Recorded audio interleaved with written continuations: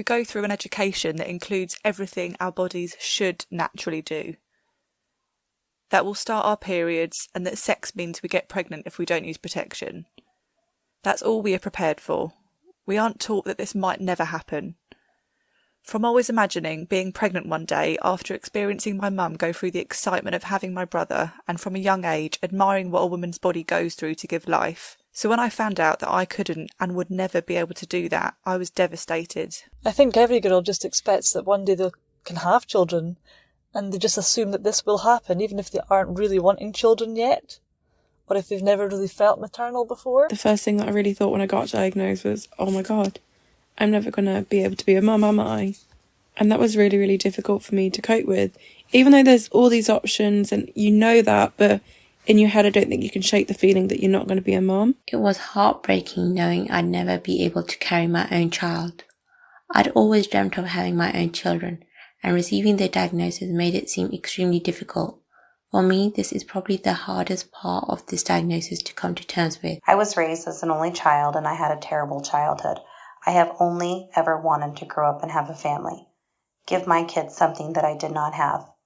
So I dealt with so much anger, grief, bitterness, and being critical of other mothers after my diagnosis. Years later, after much needed counselling, I realised that what I had gone through was grief. Yeah, I experienced sadness, but my infertility grief actually came in my 30s. I knew it would be a difficult couple of years, but I didn't realise it would be a difficult decade. It felt like a bit of a black hole, like the possibility now of having kids was so minute that I wasn't whole. I received my diagnosis of MRKH back in 1983.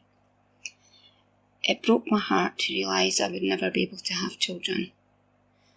I was told that it would never happen in my lifetime, that they would ever be able to do uterus transplants, and that to look to adopting or fostering children. When my sister fell pregnant, I used to get drunk and go down to her house, and I used to call her names. I got really upset and I hit a really black patch. I always think MRKH is a really interesting diagnosis in the fact that it seems to interrupt our formative years of when we're really thinking about parenthood and partnership. My body's lack of ability to carry out what I perceived as female duties had failed me. I think this hit me the most. I was just a child and I was grieving my unborn child. It's unnatural to think so much about pregnancy at that age, and for years it's been all I ever wanted. I definitely still want children, but I'm just learning to accept that my journey to motherhood might be a little bit different to other people's sort of conventional journeys. I'm very maternal in my nature, and since I was about 15, I knew I wanted to have children of my own one day. I had an idea in my mind of how that would look and how it might be.